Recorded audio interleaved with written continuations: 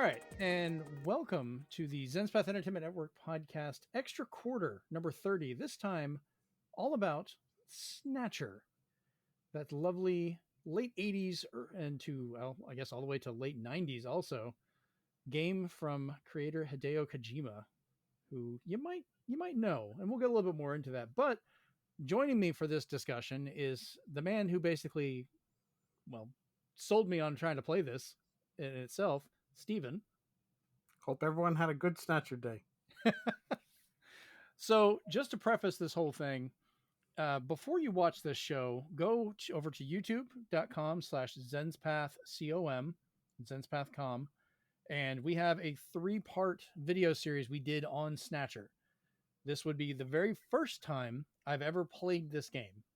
And we did the 3 acts of the title. It's the entire game, where Steven was guiding me through it so I wouldn't sit there and just kind of fumble around for a while, but he would let me fumble around a little bit, which led to some hilarious incidences. But also lets you find like all the little hidden things and extra parts as we kind of celebrated the game itself. And as a preface, I will say I greatly enjoyed this game. You could probably tell from when I'm playing it, I had a lot of fun.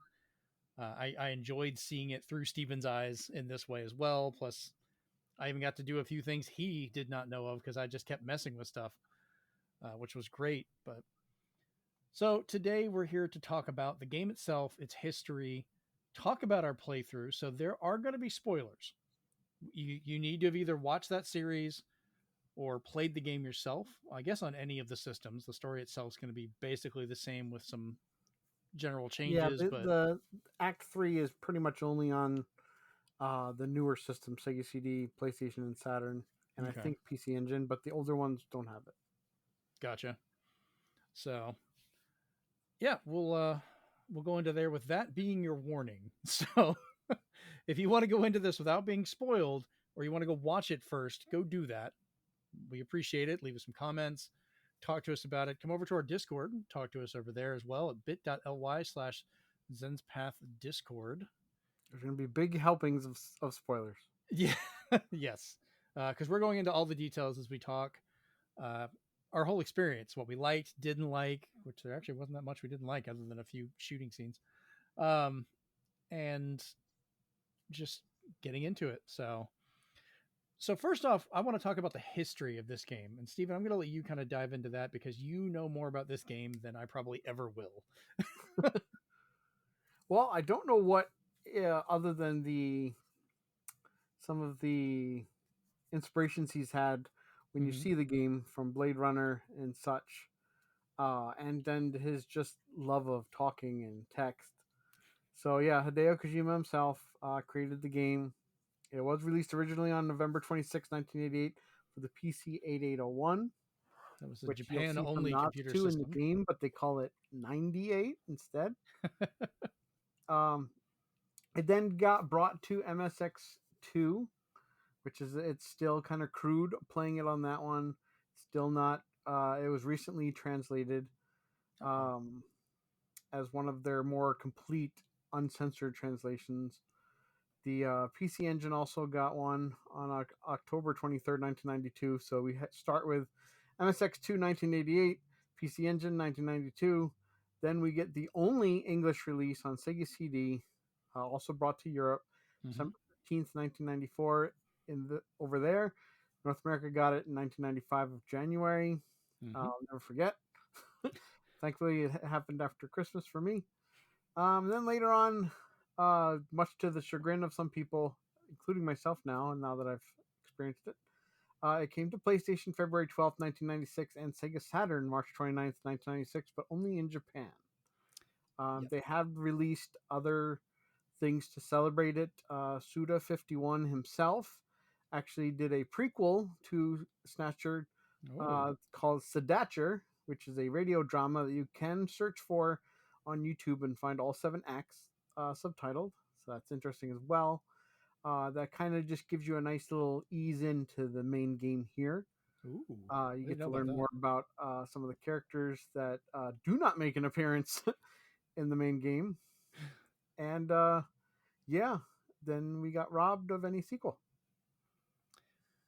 Yeah, and we'll get to that, but it does kind of end on not so much a cliffhanger, but like heavily hinting towards a sequel that we just never got. Let it be known, we played the Sega CD version. I played Yep. it via an emulator, so I could record it while we talked and did everything.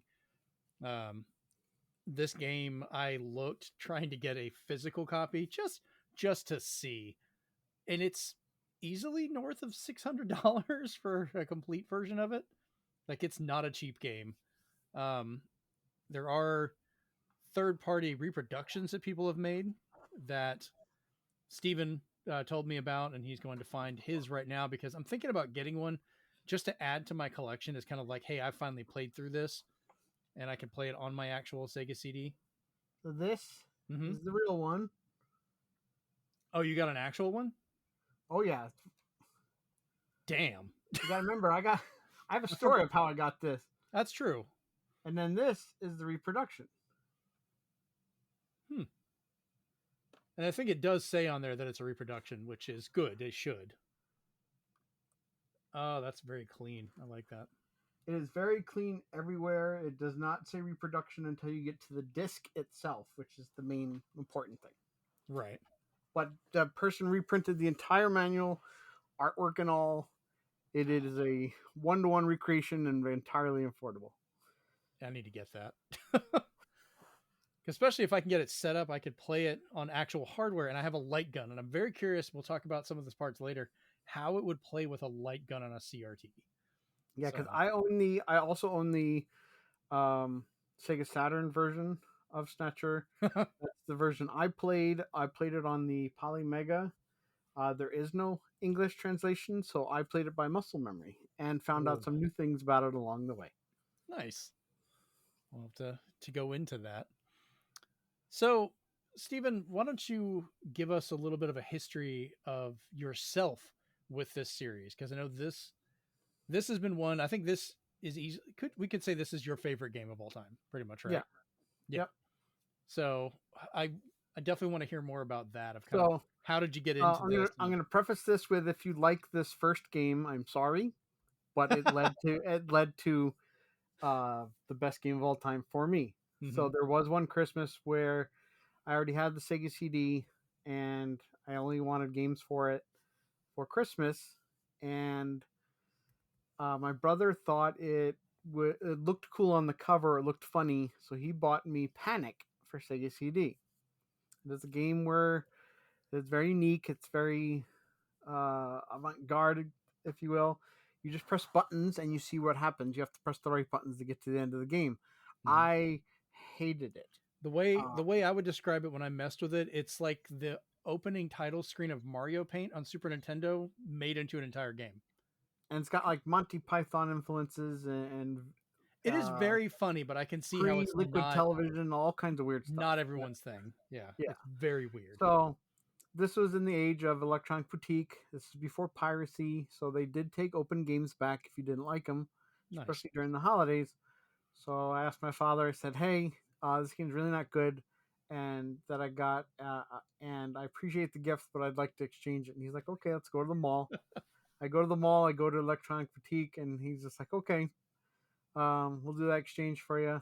Pick out a game of equal or greater value."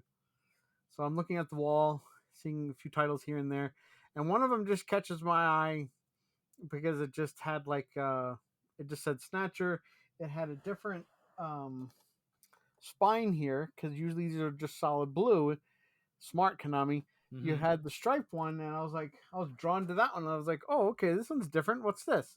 I turn it over and I see basically Japanese animation. They called it before they became anime, and I was like, wow, I'm really into those because I just started getting into Japanese animation. So I was just like, Lunar was amazing, Lunar 2, and I was just in that groove.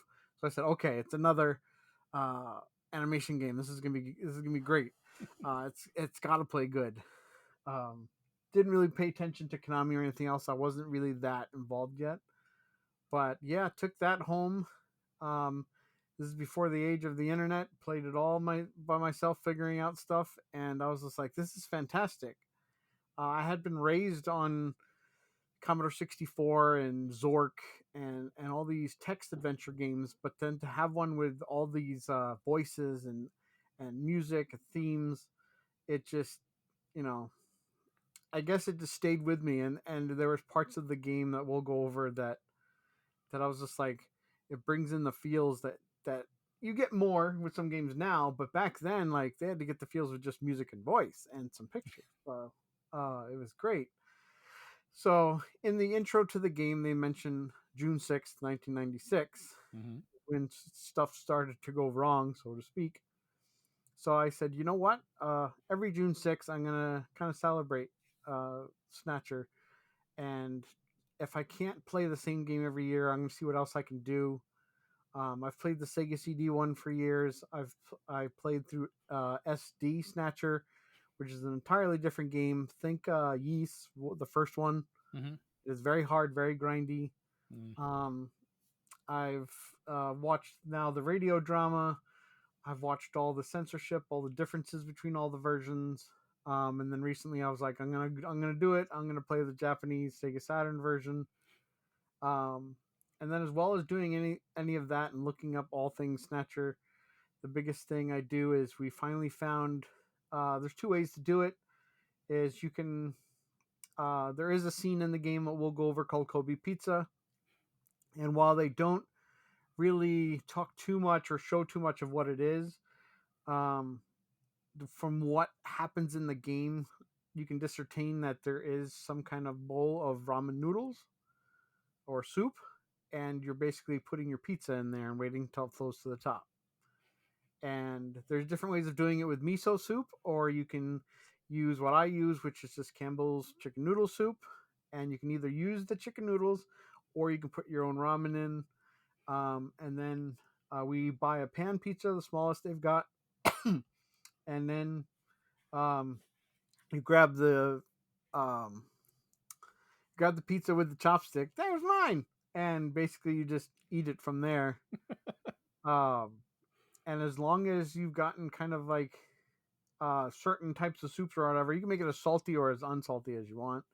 The pizza's already salty enough, Right. but it tastes great because the recipe that we found there worked great with Campbell's chicken noodle soup. Tastes awesome. And yeah, that's what I eat while I'm playing through. Nice. So, for me, the history of Snatcher is a little bit, well, a lot lighter than yours. I remember hearing about it, but I never had a Sega CD back in the day. I was the Nintendo kid, so the Sega CD, I'm like, who needs that? Like load times, and it's all just full motion video. I didn't know. But I would see advertisements for it all the time. Trust no one. Yeah, I think I remember seeing that one in a couple magazines. Um, I may even have like some old reviews of it and so forth, but I didn't really pay it much attention because I didn't have a Sega CD. Why would I bother?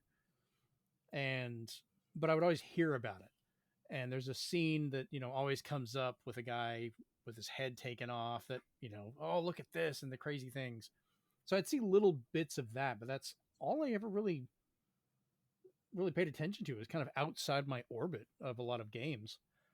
And I had mentioned to you I was interested in trying it, but had never really done it. And you were just like, okay, no, we need to do this. Like, we need to play this. Once you said you had never experienced it, I was just like, okay. Yeah. Everything you see in that video of me playing it is literally the first time I've ever done it. All I had ever done before that was to test the emulator, was to start the game just to get to the main menu, and that was it. I never saw anything beyond that until we actually cranked it up and played it.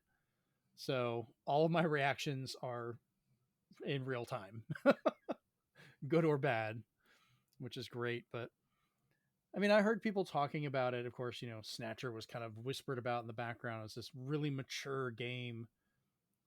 But just, I never knew anyone that had a Sega CD.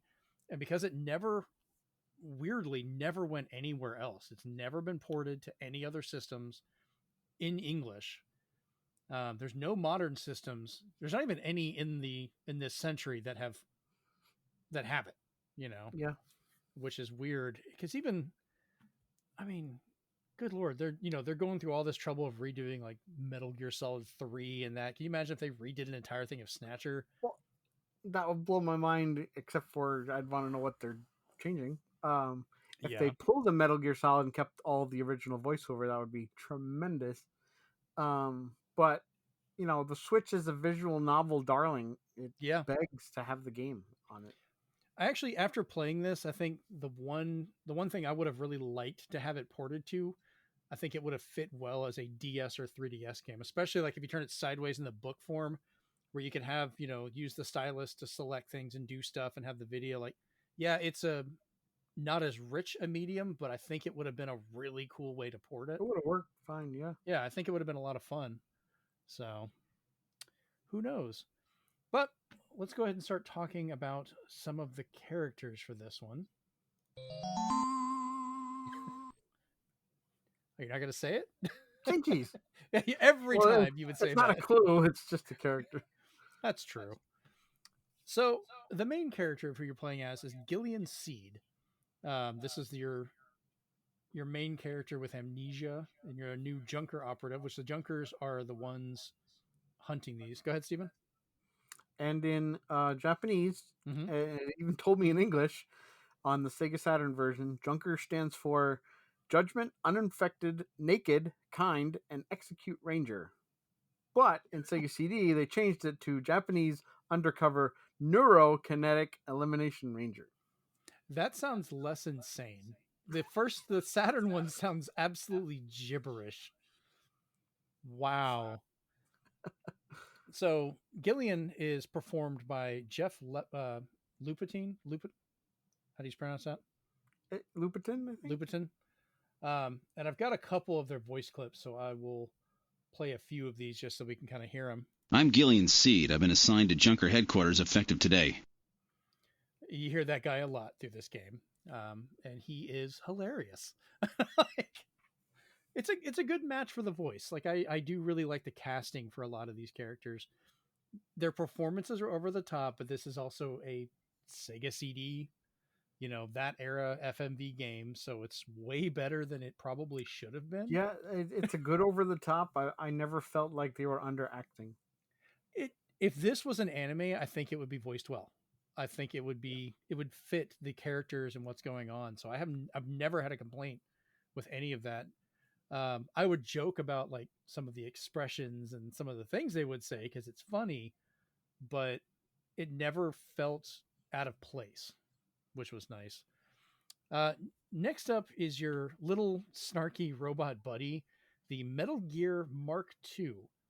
Mark II.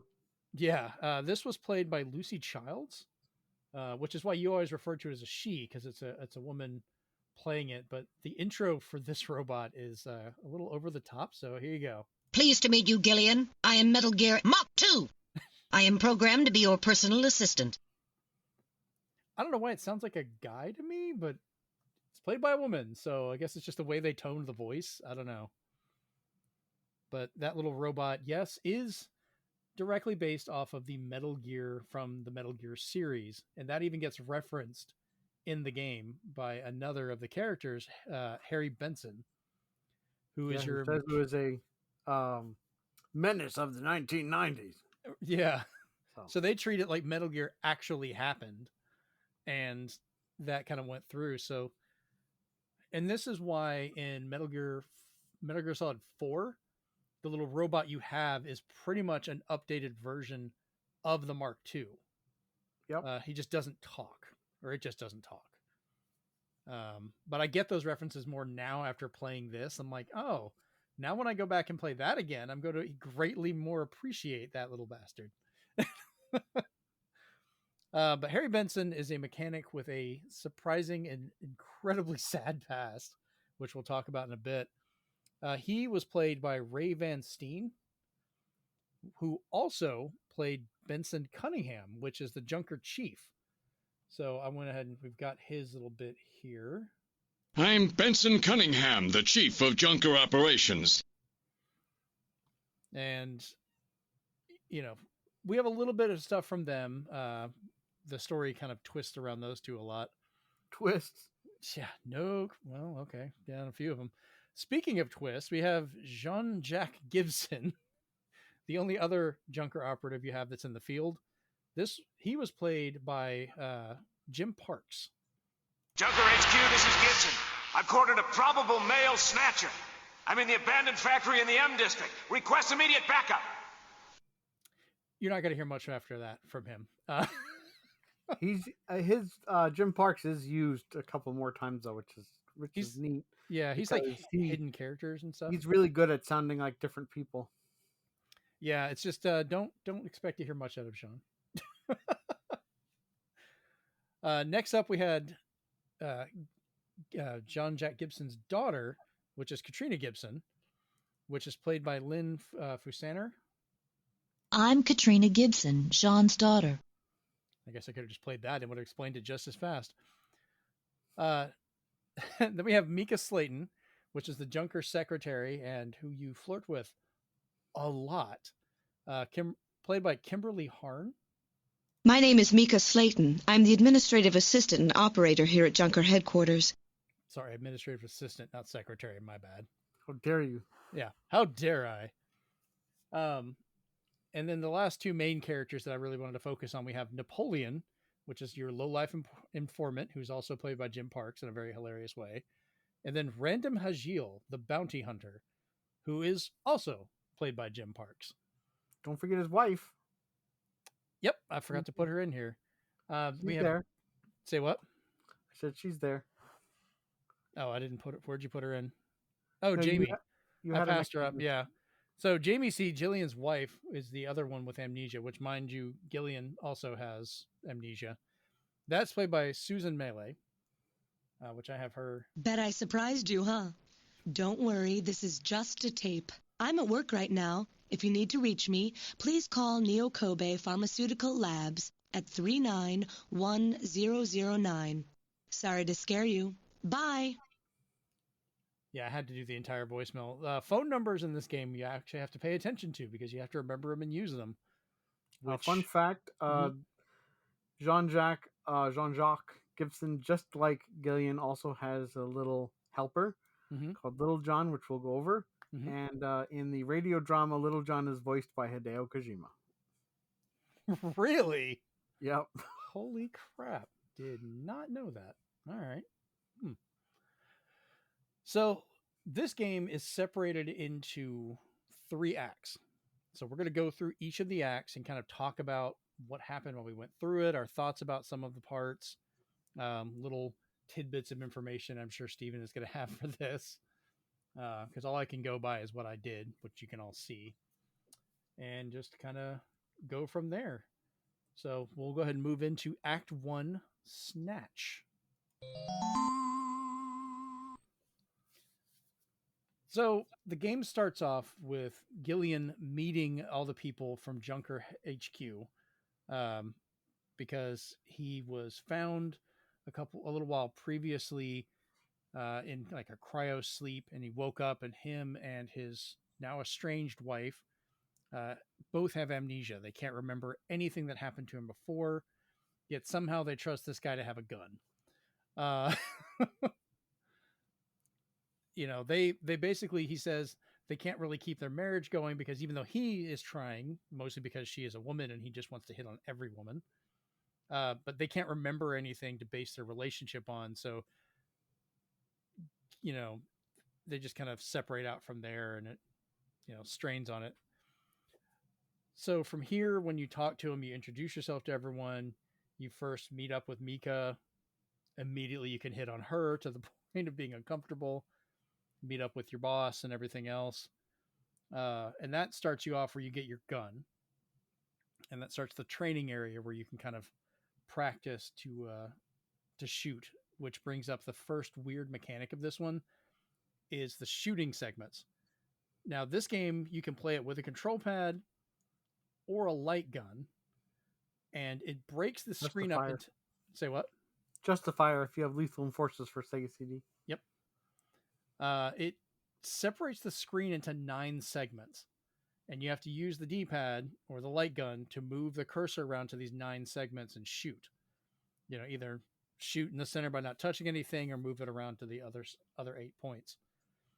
and that I was playing on an Xbox 360 controller, which works really well, but was kind of probably a little overly sensitive. So it would jump around a bit because I had more than just 8 directions. So if you play this, maybe try and get an actual Genesis controller. Go ahead, Steven. So I'm going to go through my experience playing with this Yes. section. 2 things. If you go straight to the shooting segment and ignore your chief, then even though Mika will say, please, let's go to the chief's office, he'll be like, but I really want to shoot stuff. So she has a blaster, which is going to come up as a plot hole later, but she has a blaster that's non-lethal, but she has one. Mm-hmm. And you can use it instead. You can get a perfect score, and she'll be like, wow, right off the bat.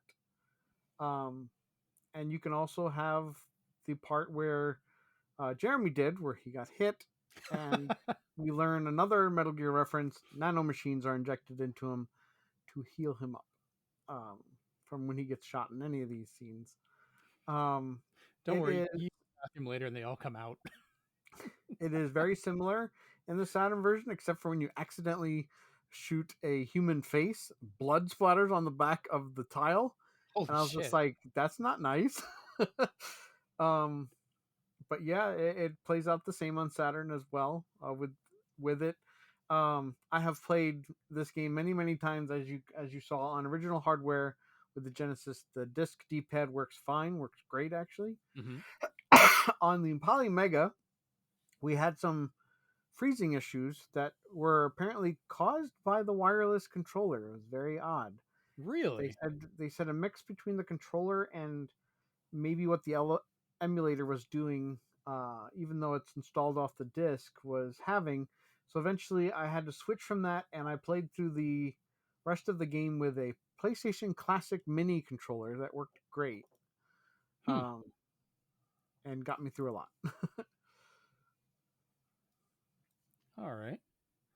So after kind of going through that part, you received the first call from Jean-Jacques Gibson saying like, oh, we need help, as you heard earlier. Junker HQ, this is Gibson. I've cornered a probable male snatcher. I'm in the abandoned factory in the M district. Request immediate backup. So we hear that, and they're like, oh, we need to go. So you hop out, and you get into your, I want to call it a bike, but it's a car with 3 wheels. Turbo cycle. Yeah, the turbo cycle, which threw me off. They're like, turbo cycle. And then I was like, that looks like a car, man. And then whenever he said there's 3 wheels, I was like, oh, okay, it's a trike. Got it. But it flies. So you hop into this, and everything is menu based. You're not walking a character around and doing stuff. It's all menu based, which is why I thought it would have worked well on a DS for the touchscreen. You could have just selected things with that. Yeah.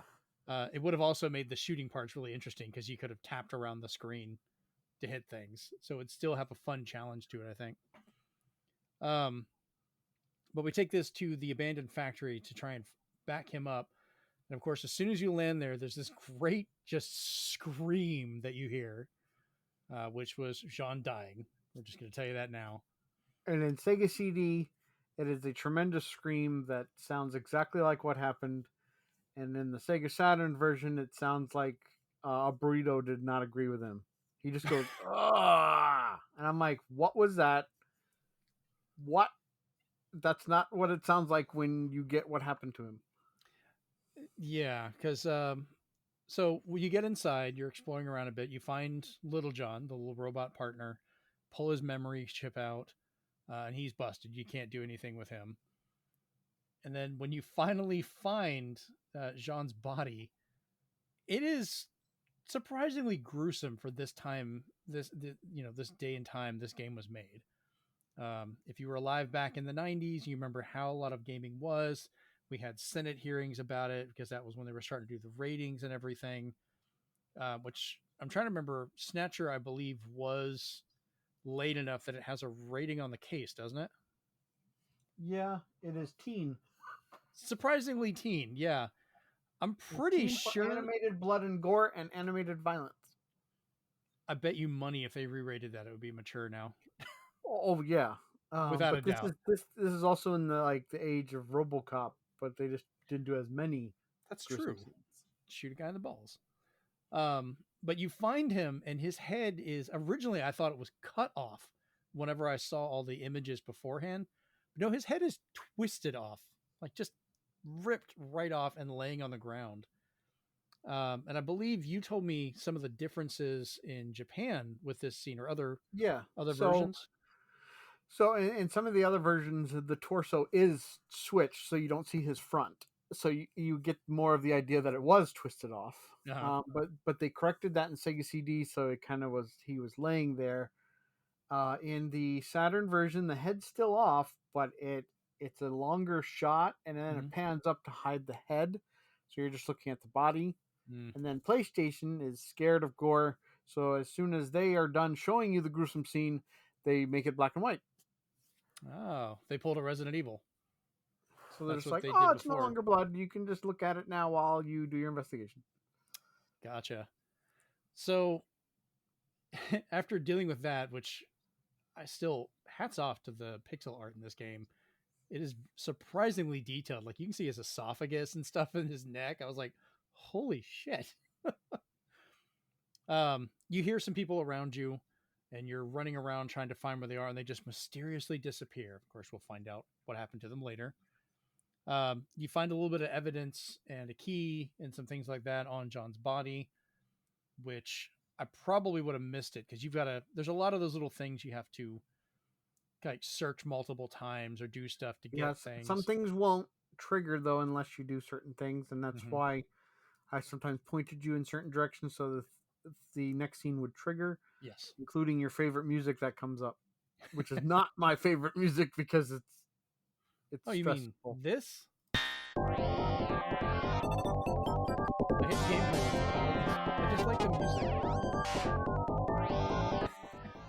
That's basically what plays every time you're fighting. So this is the first time you meet the Insectors, which are these little spider-like robots that shoot needles at you. Which this is the part where I got hit. You were like, oh, I usually get a perfect on this. And then I got hit. And that's when they were doing, like, we'll patch you up and give you some nanobots to heal you. Yeah, nanomachines.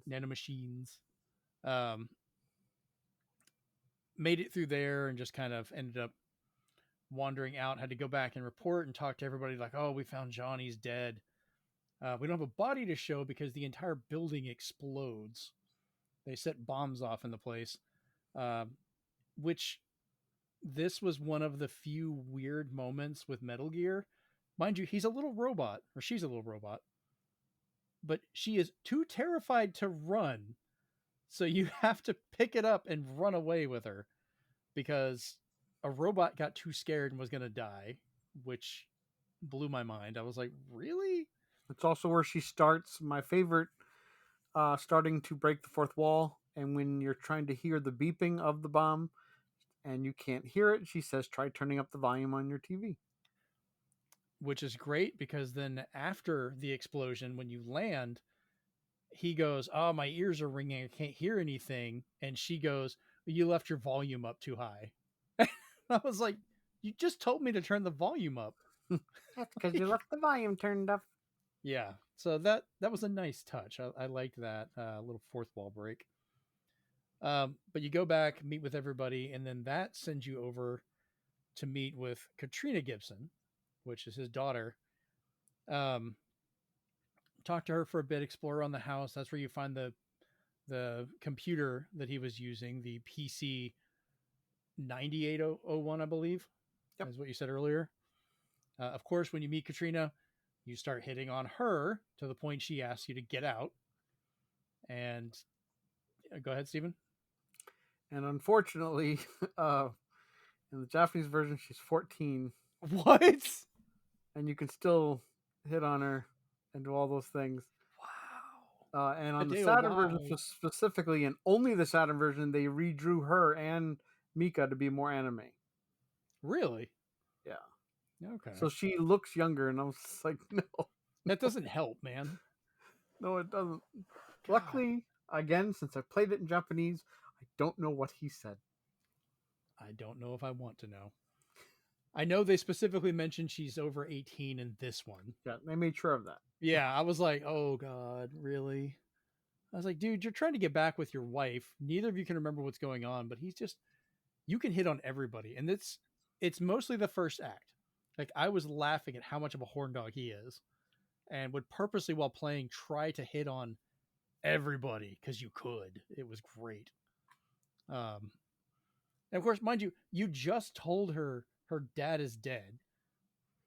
Hopefully you didn't actually explain how you found him, because that'd be like, oh man, your dad's head was twisted off. You want to go get dinner? There's a lot of parts where metal stops him from saying what he wants to say. Yep. He just goes about that, and she's like, no.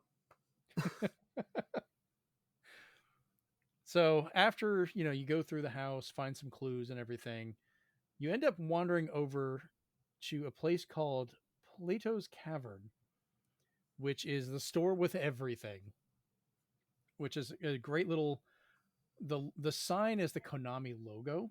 Or you mean the store with everything? If I had enough room in this program to actually have that many sound effects, I would have had that, because it was great. But you go inside, like you're trying to find a mask. So you can go to the other place, which is a direct Metal Gear reference called Outer Heaven, which is a bar you're trying to go to. But inside of Plato's Cavern, I know specifically there's a mummy and not a werewolf, but a what? Moy, Easter Island. Yes.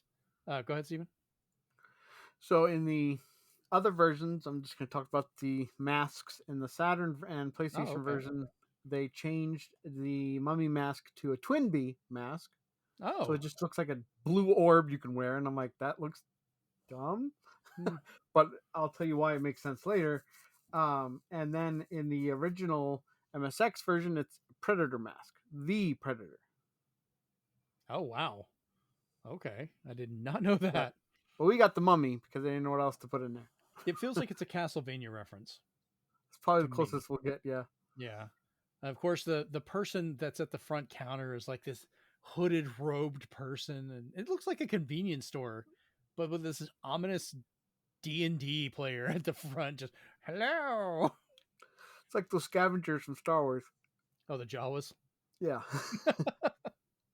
Jawa with a hat. Pretty much. This character doesn't speak that I can remember, so it's just text. Kind of feel like this would have been a funny voice. So whatever voice I make is what I'm just imagining in my head. But you need to get the mask in order to actually go into the Outer Heaven bar, which is just chock full of references of so many characters. So on the Sega CD version, when you walk in, you've got Dracula from, Castlevania. You're going to have, I think, Kamen Rider is in there. Kamen Rider is the different version. Sorry, other version. Yeah, Goemon. The one you have. You have Goemon, Mystical Ninja. Because he'll actually say them by name. Mm-hmm. You have Dracula and Belmont. You have the Chinese restaurant killer characters from Lethal Enforcers. You have Lance and Billy, I think. Contra. Yeah. I always forget both their names. And then the big one. What was the big one now on the right? All the way on the right. You showed me the other ones. I keep forgetting because I keep thinking of the baseball player, which is not that anymore. Dang it. I cannot remember now. I'm not going to look it up right now. But on the other versions, like he said, there's tons of reference characters because in the original version, they're like, no one's coming after us. So they had Planet of the Apes characters. They had Kamen Rider. They had the alien xenomorph. So they were like, let's throw those in there. Yeah, I was surprised by that one. And in the Sega Saturn version, they took away Contra and put Twin Bee characters in there. And they added the Power Pro baseball guy as well. Far right was Sparkster. There we go. I had to look it up. I had to see. Because I was like, come on. I should have wrote that down. That's on me. So, yeah, it's a lot of fun. And you get references when you look at some of the characters talking about them. Because Gillian would be like, I remember that game. I hated that I couldn't jump on the stairs or jump off the stairs. So he would actually talk about stuff that bothered you when you played those games too. And then they would be like he saw self-referential when you look at the Lethal Enforcers character, and they talk all about Senate hearings and stuff, and I'm like, okay.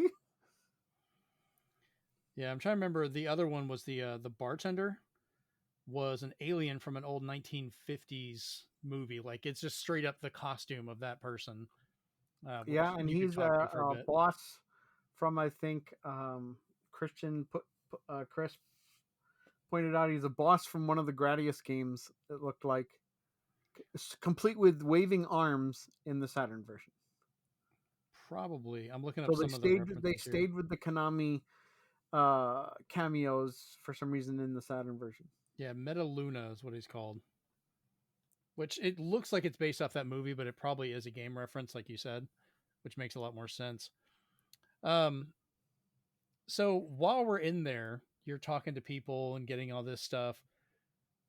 You can, as I found out in the dumbest way, and I love the fact that I did this so quickly, just decided to do it. Couldn't stop him. Yeah, Sorry, you literally guys. went, no, and I already clicked the button. It's like you're trying to tell a child, don't do that, and they've already stuck their fork in the plug. But I showed my Junker ID, which is like a cop being undercover because you have to wear a mask. No one knows who you are.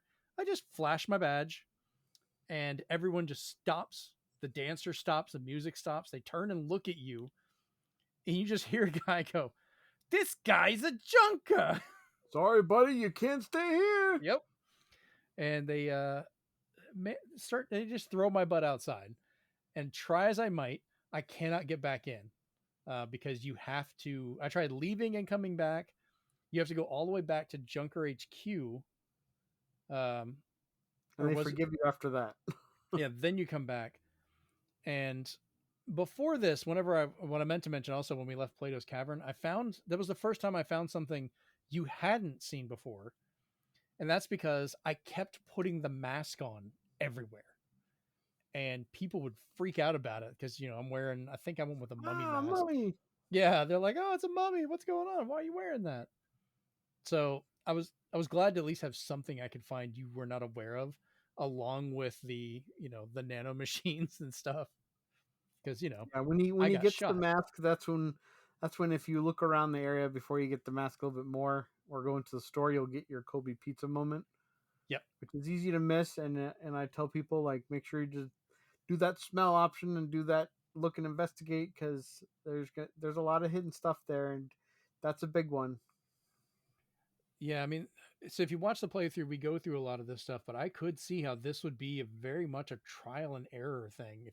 If you played this back in the day, like when you were a kid, there were no guides. You just had to kind of stumble your way through it and learn what everything was. So yeah, I can only imagine that one was easier to find because it was just you did it once, and he said there's a food stand. Yeah, and you kept going after what else can I find out about the food stand. Other things we'll reference here, not easy. Yeah. I don't see how people found those. You gotta like look and investigate like 20, 30 times, and like it's ridiculous. That's some kids just sitting there with your controller messing with it and they just find something. So after you get this information, after I was let back inside after flashing my ID with a stern warning from you, don't do that again. I was tempted. I was like, well, they do it again. What happens? But I figured it'd probably just repeat. So we get some information about who we're looking for and get a composite, like a description. Mm-hmm. So we have to kind of make that together. And there's a lot of research in the computer you're supposed to do. You helped me skip a lot of that, thankfully. That saved a lot of time. This is also where if you want to be funny, mm-hmm. After she's given you the description, you go back to make a composite photo. There's obviously wrong ones there. Like instead of a regular nose, you can put a dog's nose on there. You can do crazy stuff if you just want to make silly characters, but they won't find anything in the database until you make the face they're looking for. Oh, that'd be great if there was like funny references. Like maybe you could make other characters from games. That would have been great. But you make the composite, and this is when you end up going to visit and find Lisa and Freddy. With these two, you're trying to find out what's going on with them. Mind you, whenever you found Jean's body, you did also find evidence of hair from somebody, as well as skin tissue under the fingernails, which is how you knew it was a Snatcher that had killed him, because you could tell from all of that. So we get here, knock on the door. Lisa answers. And of course, they have part of her face is kind of covered by her hand, and her hair is right there. And it's like, even in the video, I'm just like, yeah, I just want to shoot her. I'm pretty sure this is a robot. Like, just immediately, like, just open fire. They do a better job in the Saturn version because they at least make both of her eyes blink. Oh, okay. That's good. So of course, you find out she is a Snatcher. Shoot her. Really detailed exploding of her head, because mind you have to shoot them in the head. That's the weak point. And her head explodes, falls to the ground. You're like, holy crap. Go ahead, Steven. And in the few tidbits here, you actually get to hear Lisa and Freddie Nielsen pre Snatch in the radio drama, which is cool. Oh, neat. Because they are good friends with Jean-Jacques Gibson. Probably why they knew how to find him and give him a twist. Yep. And in the MSX2, and I think also the Saturn version, because I saw it in the Saturn version, when you shoot Lisa, her dress pulls down a little bit. So it's a little bit of partial nudity with an exploded head. No, Yeah. people. God, that's okay. Wow. No, whatever. But after you find and kill Lisa, leave, somehow someone else has got back in the apartment, you go back in, and that's when you end up fighting Freddy, which I love how you find him, because you're looking around and then you go back, you turn a little bit and look at the mirror, and all of a sudden he's right behind you and he just grabs you, and it's like, use the mirror to shoot him. You never get that chance. I don't think they even gave me the option to try. You can shoot, but that's just to trigger the next scene. Right. So nothing happens with that, but then all of a sudden you see his head blow out from the back, like, so it blows out the front. And Lucky I was there to save your tail. Yeah. That's where we meet Random Hagil, which was, that's the bounty hunter we talked about earlier, who's very much, he looks like he's designed after like Sting's wardrobe from Dune almost. Like, yeah, I could see that. I did find reference when I was looking into this that he was designed after Sting, which made more sense with the clothes, because I was like, oh, okay, I think that's what he was wearing in Dune, so that makes sense. Yeah. And that finishes off Act 1. And from here, the game gets darker. Like, this was the comedy one, I would feel. Like, there's stuff going on. It is very dark with some stuff, but there's a lot of jokes all throughout it, which kind of makes it more of a friendlier feel. Now we're going to be digging into the mystery and more of the murder and everything going on around it. And you have way less options for jokes, I feel, after this part. So, I mean, would you say the same, or? I think they keep some in there. Well, there's some, but it doesn't but feel your like chances to get the best jokes are pretty much in Act 1, because that's when, we're gonna talk about Act 2, but in Act 1 you're meeting Napoleon at Alton Plaza, and there's tons of hidden scenes in there too that, like he said, take up to 30 investigates to do. But there's a lot of like nice, funny little comedic details of other women he tries to hit on in Alton Plaza. So they fit a lot of jokes into there. There's a lot of phone calls you can make to everything from sex lines to Konami headquarters to getting a fake number. It's just a lot you can do with it, which is nice. The call with the sex worker, I think, was probably one of the worst. Not because of what he does, but just how she just blows him off. It's just like, whoa, man, you messed up. But yeah, as the story progresses, the dark overcomes the light, definitely. For sure. All right, let's move on to Act 2. So 2 is called Cure. And this is where I kind of this is where the paranoia begins to set in, because you start wondering who could be a Snatcher. You find, how much that they can imitate people and kind of fit in, that everybody is kind of up in the air on this one.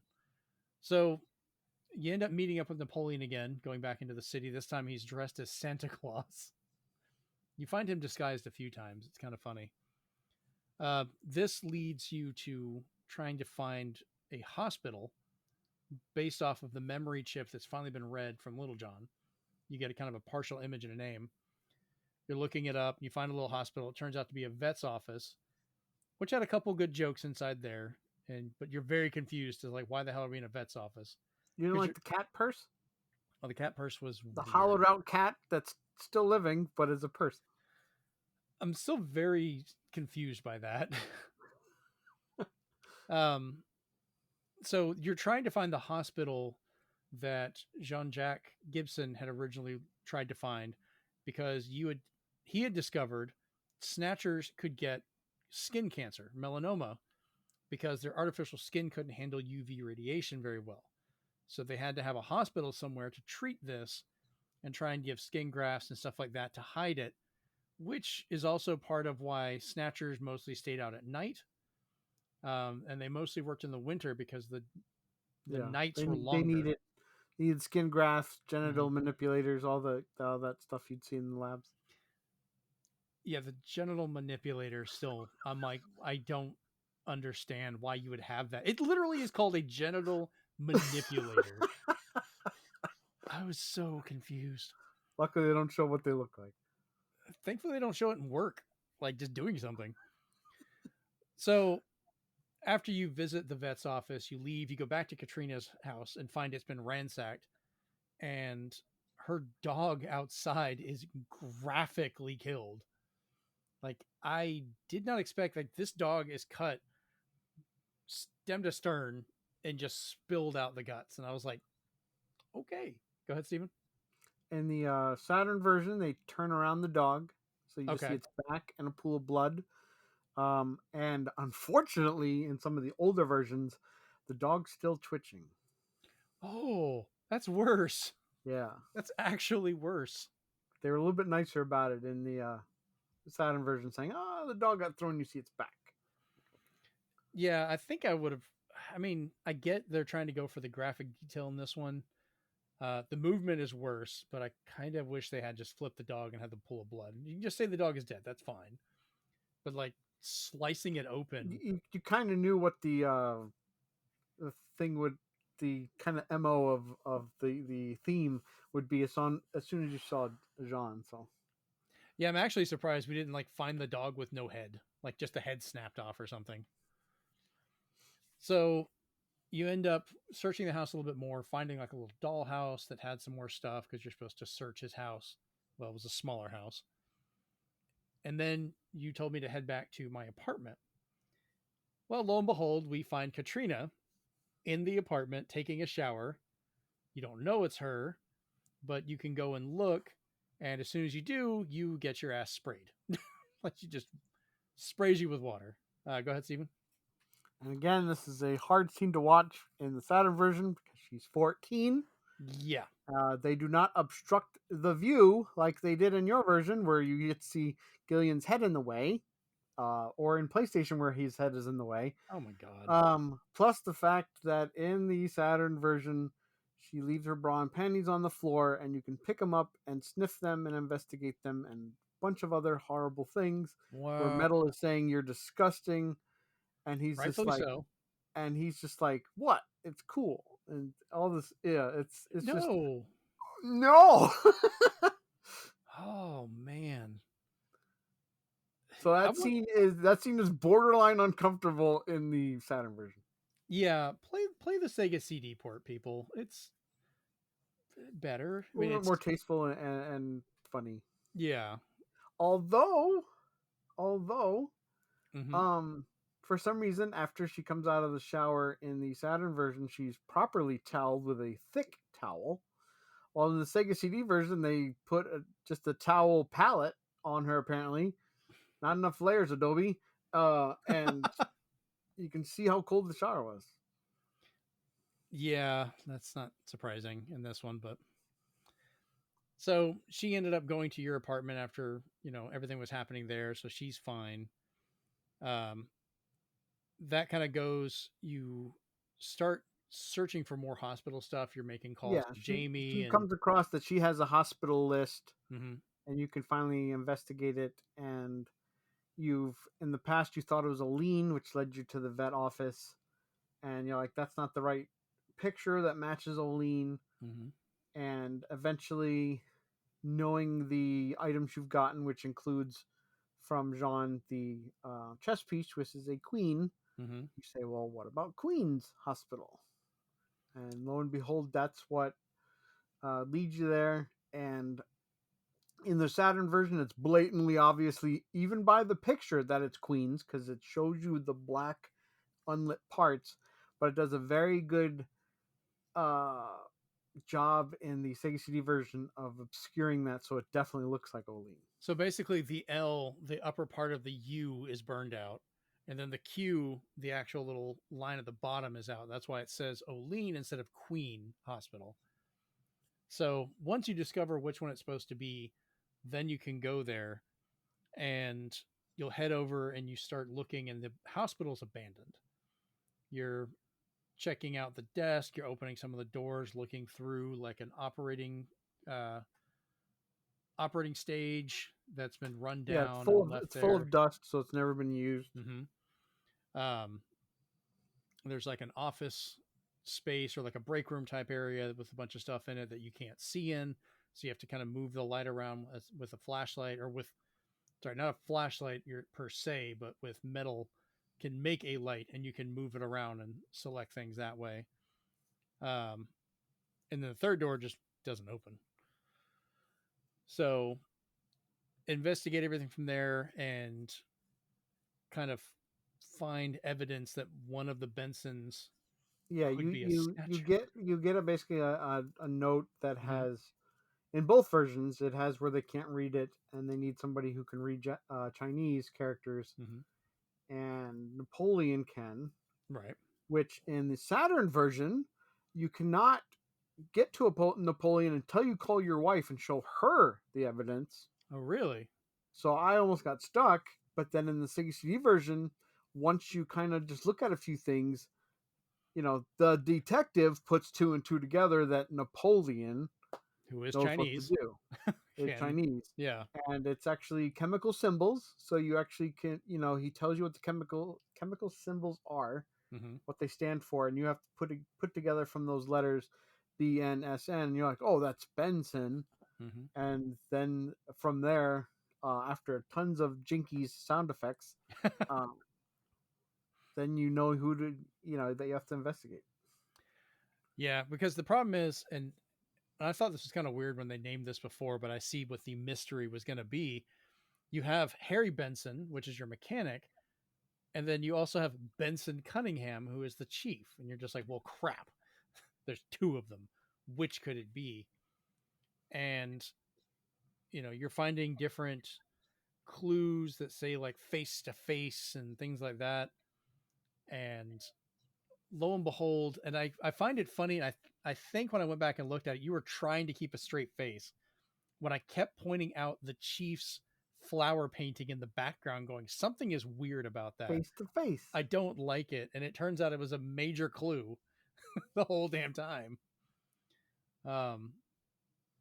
So you get there, you're finding out, trying to find out, you find out it's the chief by finding behind that Yeah, painting a you map. basically look at both of their offices, Mhm. and but they're not there. Mika says they both left. Harry Benson, after getting drunk after Jean's stuff, he leaves, and he's saying he's trailing some leads, so you don't know where he is. You just see that he has a photo that's all ripped up that just shows him as a kid with two parents. He doesn't know who they are. Mhm. Also in his office, you see a picture of Madonna, but they don't call her Madonna. You just know it is. Yeah. But you're looking for more of the connection, which the big connections here is anything Russian or Moscow, which, like you found with that painting you hate so much, you found tons of Moscow. Yep. There's a picture of Red Square that you find behind his thing. I meant to ask, that picture of Madonna, was it different in any of the other versions you're Yes, aware of? it was more animeized in the Saturn version, Oh, where she's okay. looking straight ahead. She still got the beauty mole, so I'm like, that's still technically Madonna, just Right. a cartoonish Madonna. But they didn't mince words in the Madonna Sega CD version. They made sure to make her look as much as she was supposed to in the Sega CD version. Gotcha. So after you find out what's going on with the chief, you try and go after, and go investigate the hospital again. And that's when we have the whole fun turbo cycle being sabotaged, with some of the funniest faces I think he makes, where he's just like massive mouth, like, oh no. And you can do some hilarious stuff in that, like turning on the radio and actually getting some broadcasts and put nitro. Yeah, put in nitro, putting in, trying to run it into things. Like you're trying all kinds of different stuff before finally random shows up. And it's like, jump, and of course Metal goes over first, then you finally jump. And mind you, random's riding on a one-wheeled motorcycle. So I'm like, I don't know how you're going to fit on this thing. And when you're holding onto it, you're like hanging off the back, like your legs almost in the wheel, as your vehicle, your turbo cycle explodes. And Metal rudely says, it's not that far. You can hang on the rest of the way. They don't even stop to make sure you're okay. They're just like, just hold on back there. You'll be fine. Once you get to the hospital again, now that you have this clue of the face-to-face, you go into the room, you see the vase that's there, which I tried moving before. I'm like, well, yeah, it's a vase. That's obviously going to be the thing you turn, but there's no option to move it until then, which is frustrating. I'm like, I know it's right there. Can't do anything without the jinkies. Yep, can't do anything without the jinkies. So once that opens, you get a staircase that appears in the floor that you both go down, and it's the exact replica of the upstairs, but now it's all cleaned and maintained. Go ahead, Steven. In the Saturn version, before you go down the stairs, Metal protests about going first, so you actually play rock, paper, scissors. And it tells you, and whoever wins goes down last. So you can actually have a different order of people go down, which doesn't change anything, mind you. But they put it in there that I had to play rock, paper, scissors with random and Metal. Interesting. So once again, the robot, which is just a robot, just tell it to go down, argues with you and does. I don't understand this robot sometimes. Remember, he argues with you. He eats, she gets her own pizza. She gets her own pizza, but I don't know what she does with it. Yeah, he's all excited about like, I got my pizza first. I'm like, what are you putting it in storage? Do you have a bucket in there? What are you doing? Oh man, you spent money on that. That's just terrible. But when you get down there, you find an exact replica of upstairs, and you're investigating the different rooms. You're finding everything is operational. You actually find the body of a Snatcher in there, which does come to life for you to have to kill. That was fun. Go ahead. In the PlayStation version, in the Saturn version and PlayStation, it actually looks like a skeleton, so you don't think right away that, oh no, that's going to come after me. Oh, really? But in the Sega CD version, they do not hide it, and they just say, hey, look, there's a Snatcher on the wall. Yeah, and you look over, and then you look back, and it's gone, and you're going, well, this is not good. Like, that's going to probably kill us. So after killing that, that's when we get to the room with the weird equipment, including the genital and something. I was like, manipulators. You get eyes. There's formaldehyde jars everywhere. Yeah, organs and stuff. I still don't understand what the hell the genital manipulator is going to be. I'm like, I don't want to know what you guys are programmed for. Like whatever. But then when you get into the third room, we actually open it up. You find the corpses of all the people that had been snatched previously, in different levels of decay. And you find like the most skeletal are the two you killed earlier, which was Lisa and Freddy. And then you find, what was it? The guy that you killed. You find the doctor. Yeah, there was the doctor that you were trying to find earlier that ended up killing, and then you find Chief Benson's body, so you know it's for sure him. And so detailed in the Sega CD one, you see the rotted flesh, maggots in his mouth, coming out of his eye, all over the skin. I was like, "Holy crap!" So in the Saturn version, they kept it. It's still the Okay. same. Oh wow. Yeah, but in the PlayStation version, they did the worst censorship ever in video game history and just put a mosaic. They blurred it out. They just blurred out the whole picture as it's Really? animating in a visual novel game. Wow. And I Do was you like, go ahead? why not? Why did you blur it out? Yeah, take the maggots out if you're going to do that. Just have the rotting flesh or whatever. But Yeah. because I mean, well, I don't know. The maggots are actually part of the how they tell how long he's been dead to figure out how Yeah, long he's been it's replaced. important. It's just they didn't know what else to do, so Yeah, it's CSI. they just like blur it. I'm like, okay. It's still I think I had seen something about that before because that's one of those scenes that would pop up like, oh my god, look what this game did, but I had no context for it. So it was a surprise when it popped up again. Yeah, so this is where you finally get introduced to Chinchuo, you scum. Yeah, the other doctor that is trying to run all of this stuff to run the skin lab, and he's threatening you and so forth. But I wanted to ask first, do you know if any of the other versions previously what they did with Benson's face, the corpse? Like, did they have the face with maggots, or did they edit it, or do you even know? Yeah, all the other ones had the face with maggots. It was only the PlayStation one that said, "Oh no, we're gonna blur that out. You can't see that." That's funny. But everybody else was just like, "We need it for the purposes of telling you what's crawling in it." Like they tell you in the text because Metal's analyzing it, saying, "Hey, it's still got that in there," and then it's at this stage that the larva and all that disgusting scientific stuff happens. So she goes into detail because she recreates them, and that's how you find out who was snatched. Yep. And that's how you find out about the doctor and then the chief. The recreation part was really cool. Like there's some really nice graphical touches. Like in the very opening of the game, we forgot to talk about it, when they showed like the technical specs on a Snatcher and stuff like that. Like I love the futuristic UI design they use for a lot of that. Like it's really clean, and I'd love to kind of recreate some of those a few ways. Yeah, and if you're ever wondering, looking at Snatcher, how'd they get away with not getting sued by James Cameron or anything? Parts of the face are colored differently, like bronze or green, to be its own thing. And of course, there's a gun in their mouth. Yeah, the gun in their mouth is different, the coloration, and I don't know, robots. I don't know. Terminator wasn't really the first one I've seen with that, but I mean, like Terminator, you just crush things, but the Snatcher, you just shoot their head. Yeah.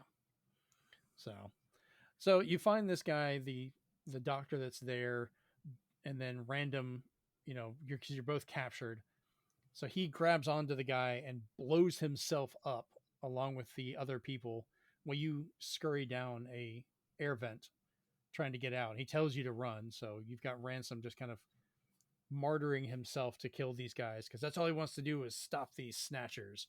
You're very one lane mind on this. So after he blows himself up, you get out, and that's when you find out how they've been getting around the city, which is a bunch of underground passages. Go ahead, Steven. Don't forget this place had your favorite Insector scene. Oh God, yeah, so many of those damn things. It is one of the harder ones. I think I did make it through the first time on this one, didn't I? It was tough, but I made it. No, it was 3 times, wasn't it?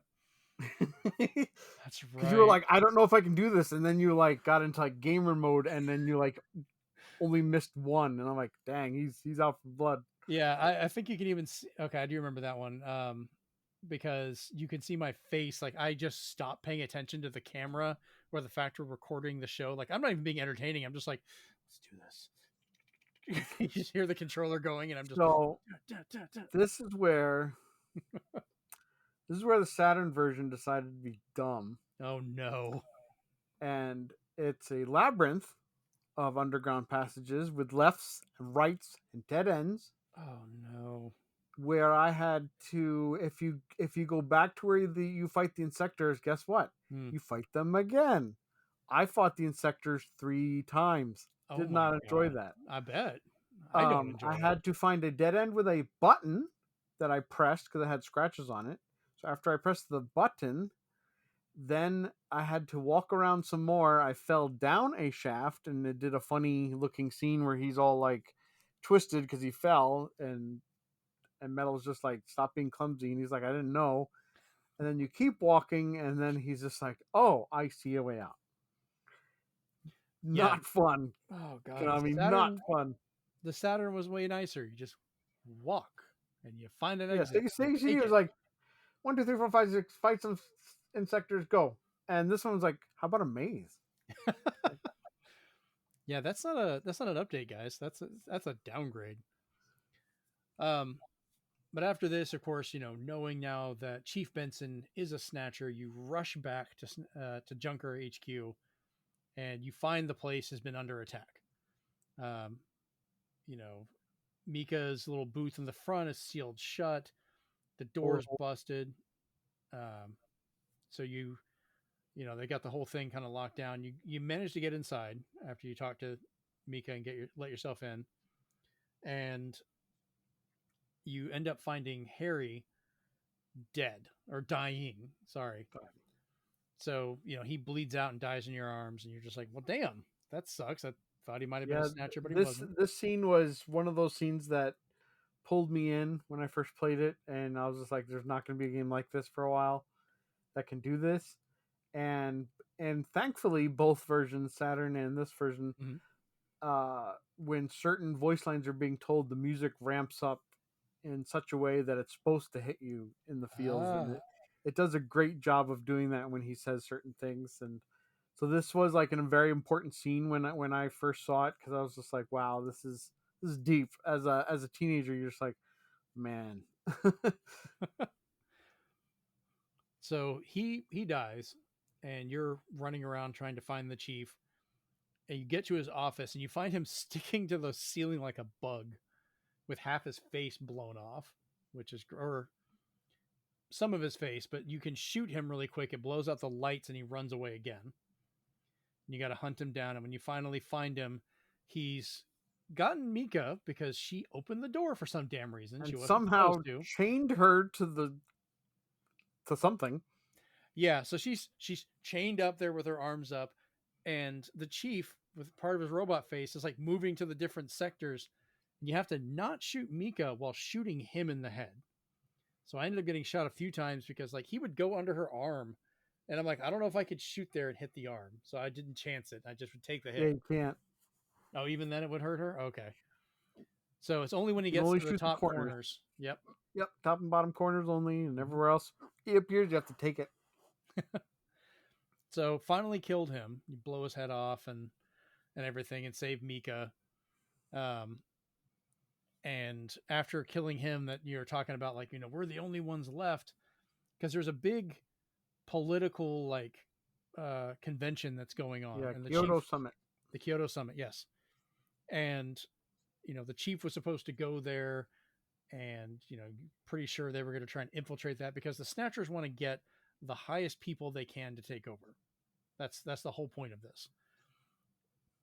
And that pretty much ends Act 2. So it definitely ramps up, and you're like, okay, we're coming to a crescendo on this. And you said Act 3 is pretty much just on the Sega CD and the Saturn versions? Saturn and PlayStation, and the older ones, I'm curious, I might play those next Snatcher Day to see how they just wrap everything up right now without having an Act 3. So yeah, interesting. Because I'm pretty sure those versions have gotten English translations, because I think MSX2 got one. Mm-hmm. So that is the one I'm probably going to play next. It's going to be rough because there's tons and tons and tons of loading. It is also the grossest that Gillian can be, because he can hit on everybody. He can expose himself and sniff, sniff almost everybody. So it's gonna be a trip. I'm not recording that one. No. So anyway, That will not be public evidence. Jesus. So I'm going to be interested. I'm going to look into it next year because I don't want to overdose on it. So I want to see like, okay, how is this going to work out without a third act, because kind of was needed here. Yeah, it kind of closed everything up from there, but yeah, I still can't get over the fact Gillian can expose himself. Like, he'd be doing that and Metal's just that was terrible, I know. All right, let's go on to the last act, Act 3, Junk. I still love This that one, sound. the act begins with a pop quiz where you have to answer all the questions of what you've learned so far. Because what you've learned so far is important. Everything like that has to give you your detective work to find where you need to what you need to do and where to go. Basically compiling all your clues. I will say, thankfully for Google Translate with the camera on my phone, I was able to do the pop quiz properly. Oh, wow. Okay. They do add an extra one in there for no apparent reason, saying, where do you have to shoot the Snatchers again? And I was like, what does that have to do with anything? Well, it's, the they power don't of the include Saturn. that in the Sega CD version. It's the power of the and Saturn. let me tell you, one of the hardest things to do in the Saturn version was to call Napoleon, because he asks you for that quote from history, and you have to put in the Japanese characters. So I had Chris with me helping with that. Oh my God. But the entire internet, I'm going to tell you right now, has one of the Japanese characters wrong. So unless you use Google Translate, and like I did, and you find out the word that's being said, and you see which character's wrong, you're stuck. So that was work in itself. That's not good. Plain English, people, because there was so much of this being done to my TV, so I could say, please translate what I need to say here. I'm afraid to even try that. So Act 3, like you said, this is where everything starts falling together, and the main mystery is kind of revealed of what's going on. Or as I put it earlier, this is the crescendo to the whole thing. So while you're going over your notes, this is the horrible part of it. You realize the picture that Harry was carrying around of himself as a child that's ripped with, what we think are his parents behind him, was actually a picture of him with Gillian and Jamie, because he is their son. Because you apparently went into cryogenics in the late 1980s. You were born in the 60s, came out went in the 80s. He had already been born, but did not cryogenically go in. So he grew up, which is why he's so much older, not knowing who his parents were, which also makes it so much more painful when you realize earlier when he first meet him, he kind of goes, "You look familiar. Do I know you?" Because he's like, in the back of his mind thinking, maybe not his parents, but he recognizes you. And then the fact that he just died before you realized this in your arms, that was your son, and you didn't get to say anything to him. Yeah, he died not knowing. You didn't get to do any of the fatherly things. He learns all this because there's a locked file on Metal Gear, and he's just like, you need to tell me. And now that the chief is gone, Harry's gone, he's the highest ranking junker or person at Junker headquarters, so that's why he's allowed to access his own file. Right. I do like I have to go back and look at screenshots of the Sega CD version, but the Saturn version, I guess, kind of rewards people who know, because when you first meet Harry, you both have the same color eyes. Oh. So they allude to it with blue eyes on both people, and you're like, they're the only two people with blue eyes in the game, other than Jamie. I'll have to go back and look. They strictly make sure that Gillian and Harry have blue eyes, because when they're even talking when he's in his arms, I'm like, same color eyes. They did it. Cool. Oh, okay. Yeah, after we're done recording this, I'll have to go back and look real quick and see if that's the case. I'm like, oh. Now that we have those videos, we can quickly scrub through and find it. So after this terrible finding out. Like that one kicked me in the feels. Finding that out, going like, because you just missed it. Like he just died, never knowing his parents, even though he died in his father's arms. And this guy that you just thought was someone you worked with, died, and you didn't know at the time it was your son. And it's just that breaks my brain. Like, just no. That's the emotional kick for me on that one. Is that whole Gillian has much memories he's getting together. He's getting put through the ringer.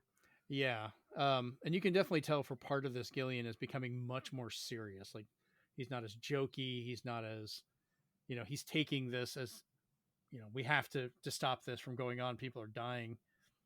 So you go and, using the underground maps and things that you found, the other maps that you discovered, you end up kind of piecing it together to where the base is that they're going to have here. And it's this building that looks like a Kremlin-like building, like one of the, the curved, I almost call it like an onion topped. Like the Tetris building. Yeah, the Tetris cover, because that's part of Red Square. It's part of those buildings. Go ahead, Steven. And then also in this, when they're finding out when you first go in, it is a church to begin with. Mm-hmm. There is a picture of their Lord and Savior up there, and in the Sega CD version, he looks like your typical, like, evil dude with the hair here, and he looks like he's straight out of like Fatal Fury or an SNK game. But in the Saturn version, he looks like a Ken doll, and I don't know why they went with that. He just has the little tiny bowl cut like he's a Backstreet Boy, and I'm like, what? That's different, because I mean, I believe I even pointed out like that looked like random, because it's meant to and look to make like things worse, he says the same thing in the Saturn version. I was like, no, he doesn't. Yeah, he doesn't at all. Yeah, because I said it, and then he said it, and I was like, okay, cool. So I was right. Yeah, yours, I gotta see that. A Kendall. Wow, that's weird. Doesn't look like. Yeah. So when you're in here, you're looking around, and this is where you discover where the Snatchers are coming from, how they're being brought in from where they're being built. You find different little rooms that have different stages of them, so you can see them just as their skeletal form and when they form their tissue and muscle and skin and things like that. And then you see the world leaders. Yep. You see a bunch of the world leaders, which we kind of expected might be happening, because just like, body snatchers and so forth, they're wanting to take over these world leaders, put them at the highest points, and that helps them spread out. But you also find yourself, which is great. And only a few times during the game, they do this really fast violin sound effect, which is the dark jinkies, because this is just like OMFG moment instead of just it's a clue. No, this is a big revelation type thing. Yeah, this is bad. This is very, very bad. But yeah, you go through those, and then comes the most annoying shooting section in this damn game, where you meet these super insectors that look like reject Super Metroid villains, like little creatures is what they reminded me of. And those damn things, I had to play it a few times. Like, I was getting mad because I kept dying, because there's so many of them, and they will jump in and then immediately jump to a different point. Go ahead, Steven. So, in the Saturn version, you don't get to see the Snatcher bodies just yet, because really? as soon as you walk down the little pathway past the little church area, mm-hmm. you play the music, maestro. You get your favorite music. Lovely. So that would be the.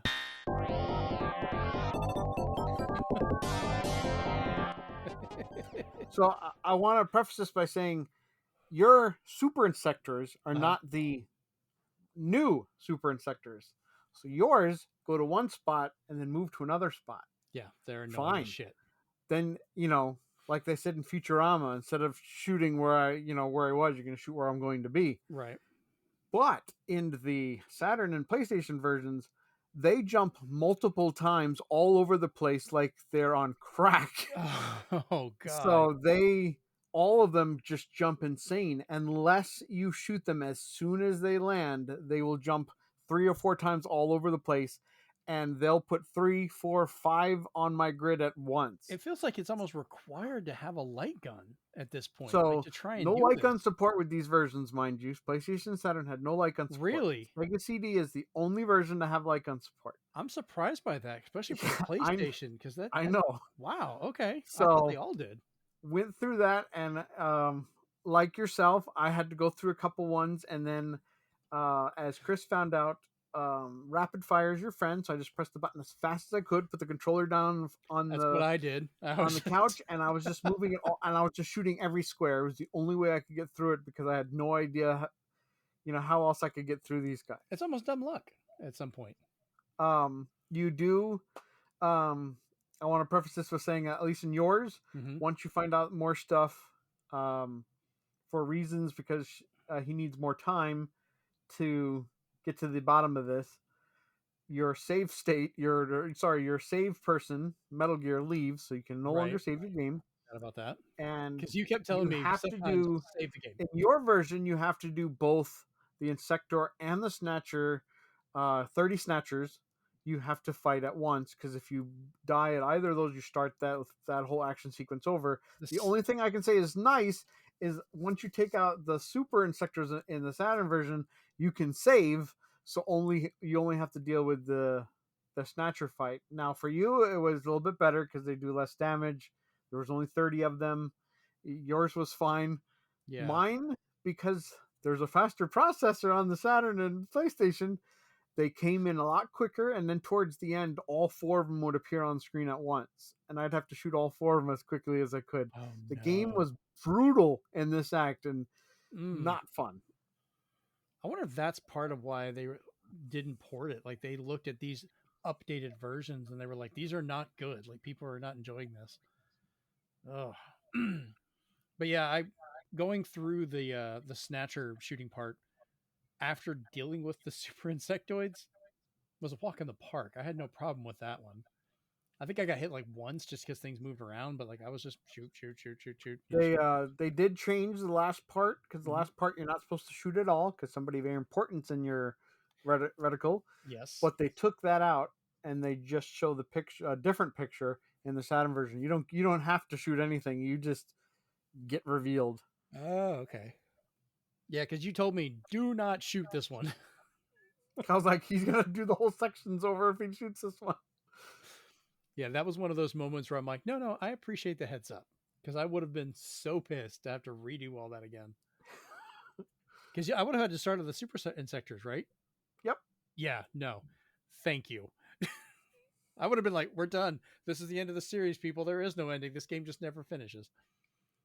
So you find Jamie is the one that's at the door, so you don't want to shoot her because she's being held hostage by all these people. She says she knows everything and she got her memory back. They have our son Harry. Yeah, she doesn't know Harry's dead yet. She also probably doesn't even know Harry's an old man. Well, she does know because she figured it out. Harry from your work is our son. Unlike Gillian, she got all her memory back. Yep. And you get to tell her, yeah, he's dead. These guys killed him. Whoops. And then you find she is with this really old man. He looks like he's had parts of his body replaced. He's in this chamber asleep or, trying to be taken care of. This Professor Modnar, which is the guy that helped develop the Bionoids or Snatchers, as they call them, originally back in, the 60s to 80s Moscow during that time, with his initial plan to replace everybody with it. And you find out his son, Elijah, which I noticed you corrected my spelling. Thank you. I spelled it all weird. Yeah. Oh, good point. I just realized that was the other part backwards. So for some reason, he's old because he was in the cryogenics with you and got out early, but he's sitting there with tubes for feet. I don't know why. They don't explain it. Nope. He just has little moving, wiggling tubes where his feet should be that apparently are helping keep him alive. Does not look comfortable. He's stuck in a chair. Though he does stand up later, so I don't Once again, I have no idea. But he then shows that in a tube next to him, he has the body of Random Hajil, which turns out he is a Snatcher himself, but it's one that the Professor Modnar had made and perfected so real he didn't even know he was fake. Yep, and he perfected the skin so it didn't need to. It could go outside. So it was everything that they wanted, and of course, for those that haven't figured it out yet, Konami loves to do this, like Dracula to Alucard. Random Hajil is just Modnar Elijah backwards. Yeah, and they actually will spell it out in American letters in the Saturn version, Really? where Elijah will spell his name, but he spells it with Modnar with 2 A's. Oh. And then Randam Hajil. So he spells it all out for you. So it's like, okay, this is the only way we're going to be able to tell you backwards and forwards in Japanese. Yeah. Is to tell you the actual letters. For them, it would be backwards. But then as I grinned and looked at Jeremy, while this is all happening, you find out the whole reason he did all this. It was over a woman. Yep. He got jealous of Gillian coming in and working with the other scientist, Jamie. So apparently, Gillian, when he came in, was a CIA agent who was sent in to infiltrate their operations. And while he was there, he formed a relationship with Jamie. They got married. They had their son, Harry. And this just drove Elijah madder and madder until finally there was a big catastrophe that happened because while they were working on the the Snatchers, they also had a program that could release a virus and kill all these people but leave the infrastructure fine. So he decided to go ahead and release this virus, blow up the building, which caused this massive thing, which was the June 6th Snatcher Day, as you celebrate. That was the incident. And put the three of them into cryo sleep. So it was just Elijah, Jamie, and Gillian. And Elijah decided he would let himself out of it. He had a satellite monitoring it. And as soon as everything got cleared up, he could get out. And when he did, he set the other two to never end. He was just going to leave them there forever to die. And they got found by another group later on, which is how they were discovered and brought out. So yeah, it is towards the end of Act 3, it is a 30-minute long cutscene. Yes. So you told me to just put the controller down and relax. We are skirting over details, and that's because it is what I call an info dump of information. You will learn everything as you do in Metal Gear games when the antagonist is talking. So this is probably where it came from, where they say, "This is my whole plan. Isn't it cool?" This is truly an early stage, but very, very Hideo Kojima cutscene. Like if you thought Liquid talked a lot, Liquid Snake, then hey, yeah. So, while you're finding out about all this stuff, good old Metal shows back up, and he is covered in explosives. Yep. And has decided to target a phased laser beam from satellites down on this point to blow up the building in a surrounding area, because if any of these get out, they're going to nuke Kobe City, Neo Kobe City. So Elijah's like, oh, screw this. We can deal with it. Awake all my Snatchers and come kill him. And you pointed out to me later, this also turned on Random, his body, which I was that's wondering. my theory. Yeah. Is that when he reactivated in like a command, his Snatchers, that because it's made from the same ilk, he reactivated Random. That's a good theory. And I actually, the more I go back and look at it, I'm like, that makes sense, because he breaks out and he's aware of who he is now, and he's holding on to Elijah, and he's like, I don't give a damn. I'm a Snatcher. I'm still going to destroy these things. That's my purpose. There's the whole back and forth with him and Gillian, like, our memories and what we did are real and it's okay. And it was kind of like, I liked Random. Go ahead, Steven. A few things we pointed out, Jeremy and myself, during this pivotal scene is Random does speak in the Bacta tank, I call it, before he breaks out. So he spoke underwater perfectly clear and then broke out. And Elijah at one point says he hasn't seen the light or left the lab in 40 years. And unless those tubes are feeding tubes and bathroom tubes, how did you survive for 40 years down there? So, never explained. And it wasn't, here's what's worse. It's not that he was there with all the tubes. He was in the other site for 40 years. Apparently he just chilled out there and worked before ever coming here. Like, you were in a wasteland. Like, where did you eat? What did you do? Like, did they wake up, open the pods, and just like this massive pile of shit in the corner, and like all over Gillian's? Maybe he's so mad at Gillian's. They never explained how he went from having feet to having tubes for feet. So yeah. I wish there was more material to kind of fill in those blanks, because those are big blanks. Yeah, that's such a weird design to me. But of course, you know, Metal Gear Mark II and Random end up sacrificing themselves. You and Jamie run away. The building gets blown up, and you're just like, Metal, no, you know. The pictures make it look like a city blew up. Yeah, no, that was a hell of an explosion. Like, they did not play around with that thing. Once this is done, you're, you know, at the airport talking with Jamie and Mika and Katrina, and you know, your wife, who is back with you, she remembers everything now. You're trying to remember stuff. She's perfectly fine with the fact you're still flirting with these other two women who are like, remember, you got to take me to this restaurant. Time they're hitting on you. This time they're hitting on you, saying, don't forget about our dinner date. Yeah. And we should go out sometime. And he's just like, as soon as I, you know, connect with my wife, because he says, I need to get the rest of the Snatchers taken care of, and I need to get the rest of my memory back. And this whole conversation, including my favorite, which is that Jamie wants to try again and make another Harry, and this time do it right. That is all missing from the Saturn version. Really? He just meets Metal and pieces out.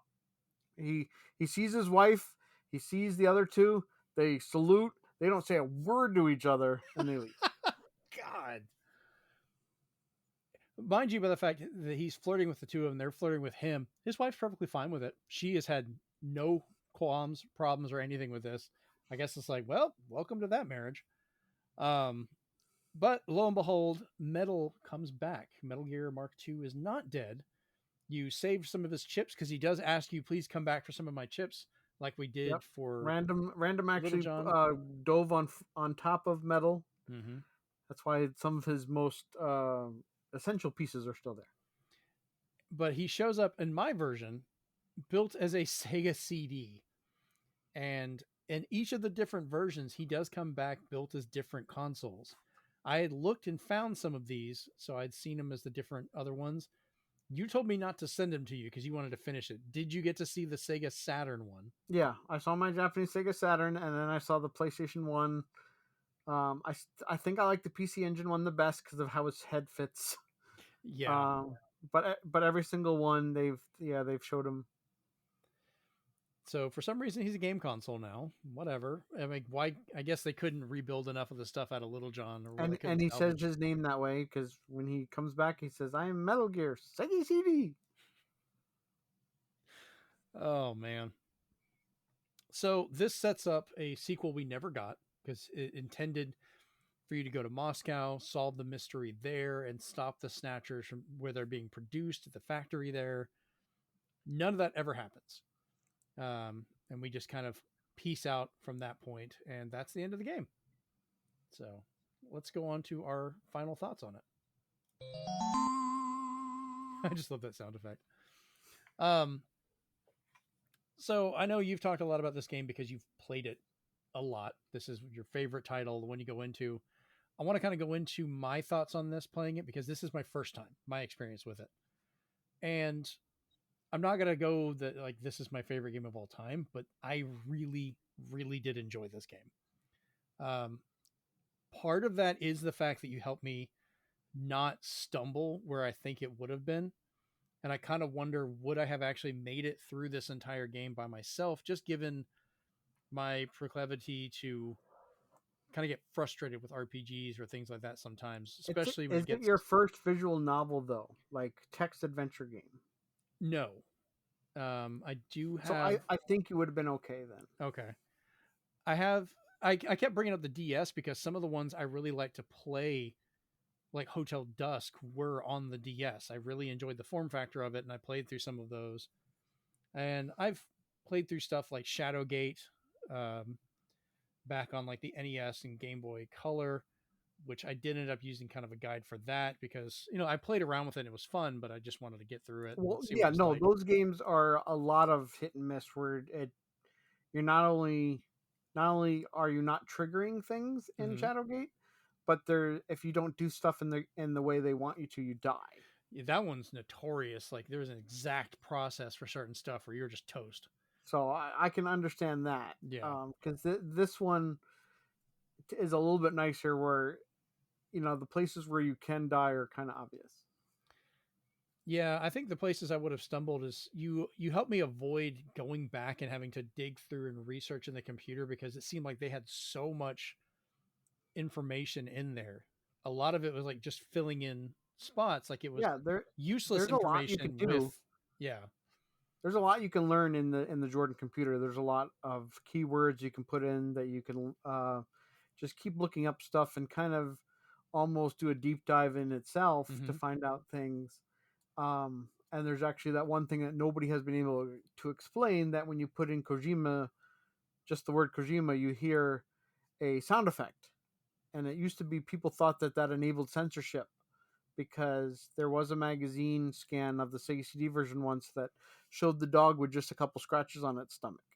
Oh. And people wondering where that came from, but nobody's ever figured out what Kojima's name does, because it makes a deedle deedle sound, but it doesn't do anything.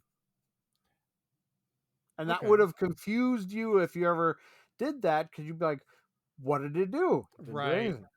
That makes sense. But a lot of that you have to look up history for Napoleon, knowing his, they at least, like in good RPGs do, they at least color code clues for you. Oh, that's good. So red means important. I mean, all in all, I get why Snatcher is beloved as it is, and I do feel it deserves that. Specifically, the Sega CD version. Yes. Because I've seen some of the stuff from the other ones. Not even the fact that it's in English or not, but just some of the changes. This feels like the proper version of it. Kind of like they had the previous ones that built up, then this is the actual fruition of it, and then they kind of stumbled trying to bring it to other systems from there. Which I'm with you on the fact I do really wish this had been ported somewhere else to anything. I mean, For just even preservation's sake, yeah, at this point.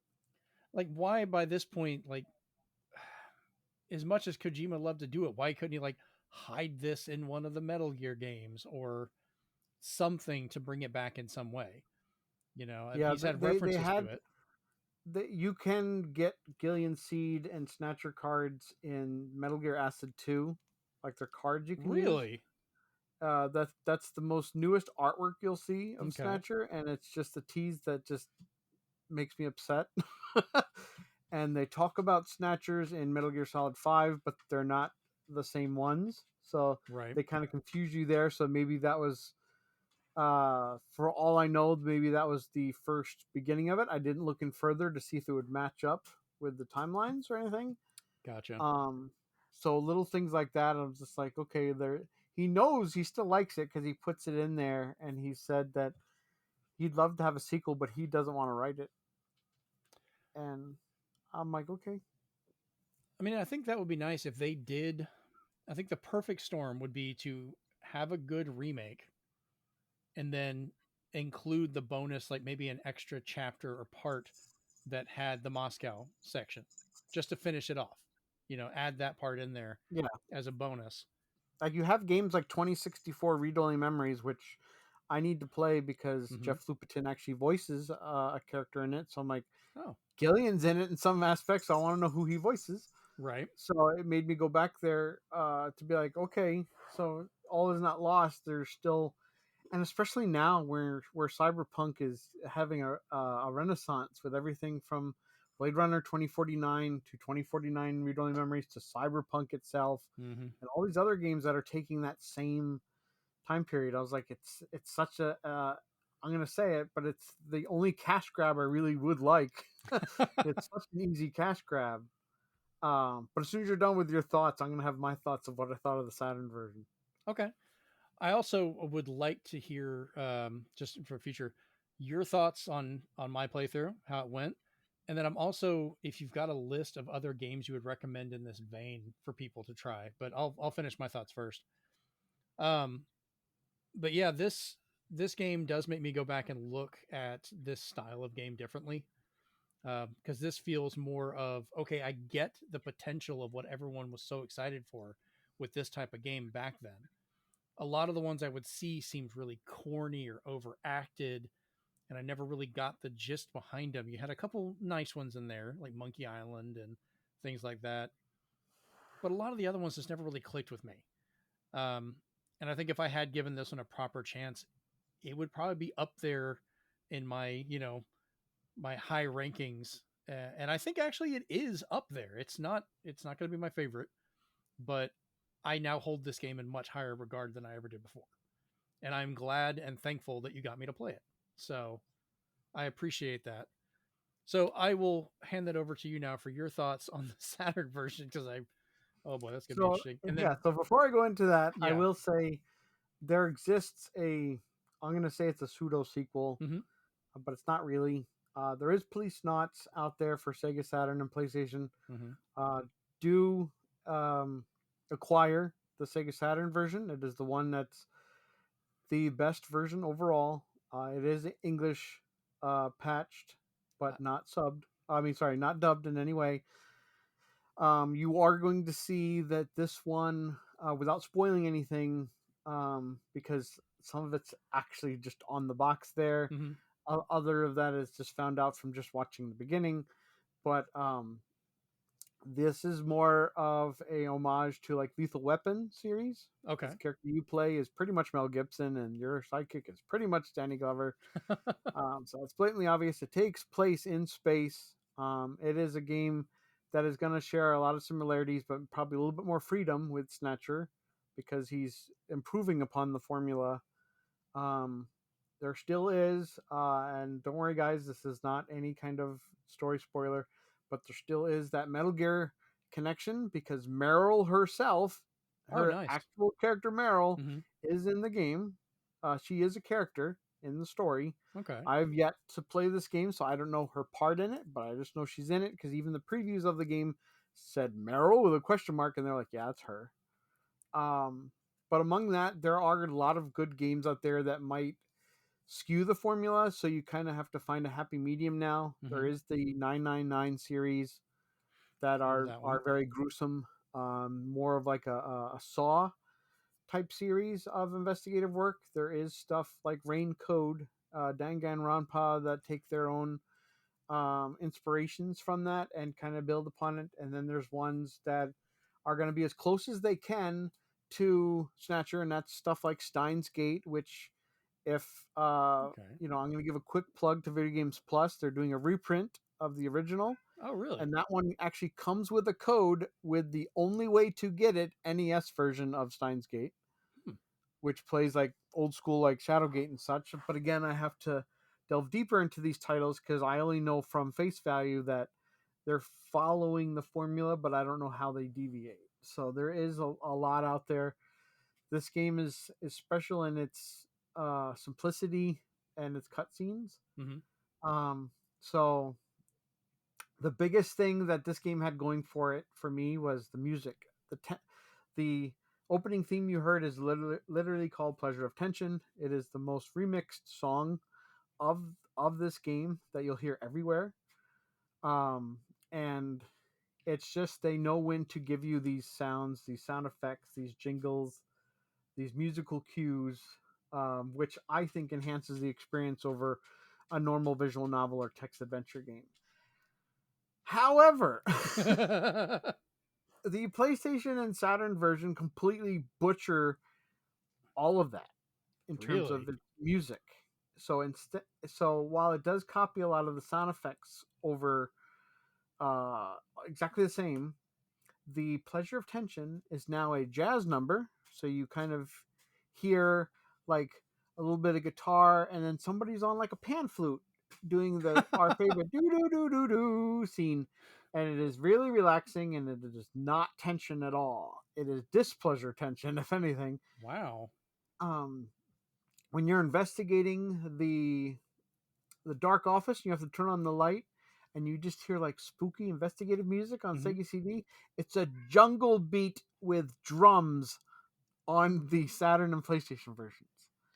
Totally out of place. Yeah, that is out of place. What the hell? Other than the shooting segments, nothing else. Other than the shooting segments, and the and Harry's scene in Act 2, nothing else retains the music properly, and it is why people will always say, now I understand. I wanted to know, for comparison's sake, I wanted to play through the whole game because nobody had ever told me all this added stuff that made some of those shooting segments worse. Right. How some things were changed around. There's actually some years changed around, which I was really? like, that's I don't know why they would need to do that. So that was awkward, but I will always say, if you have to play one of them and you want to play it in its best possible form, play the Sega CD version. But if you feel that it's being censored in any way, play the MSX2 version. Those are the two versions you can play in English. If you want to hear why I don't like the Saturn and PlayStation version, there are videos out there that compare the music, or even have playthroughs. But it is rough. It is really rough, and whatever feelings you'll feel in the Sega CD version will be gone in the Saturn version, because they just don't hit the same way. Oof. I'm wondering, just because like the PlayStation and Saturn versions releasing in 96 versus the original back in like 88, if they changed the dates to make up for that time jump. That's the only thing I really they think kept of. June 6th, but they just changed a year here and there, and I was like, I don't know why you're doing this. It's not making too much sense. Okay. And even in the beginning, where you saw in the intro the people just stabbing each other or fighting in the streets, there's just a bunch of just big burly dudes in the PlayStation Saturn versions, and then there is no knife fights or anything. Really? Okay. But yeah, I encourage people to play these games to at least even point out all the fourth wall breaking, pop culture references. Don't worry, they don't go too crazy with pop culture references. It's what Kojima likes in the background. He puts it in all his games. Like the Sany company, not Sony, but Sany. Whether he puts characters in there, where he puts pop idols, whether he puts famous icons from Konami games or movies, depending on the version you play. There's stuff to find in every single one where you're going to be like, that's from something, isn't it? And you're like, yes, it is. So it is very nice to see that in this game, which is another fun part of while you're playing through it, is you can kind of nitpick through the like you said, the beautiful pixel art to kind of find things in the background. I don't know where I could have seen it in the Japanese version on the Saturn PlayStation, but in the Alton Plaza on Sega CD, Great Meals has certain letters that are burnt out that say another message, and that's just a funny little thing they can do. Yep, I love that. So as soon as I saw it, I laughed. But this is before you had the stress of having to, make the snap judgments and movements and stuff. So this is a game you can sit back and enjoy, unless you're in a shooting sequence. Then you need to wake up.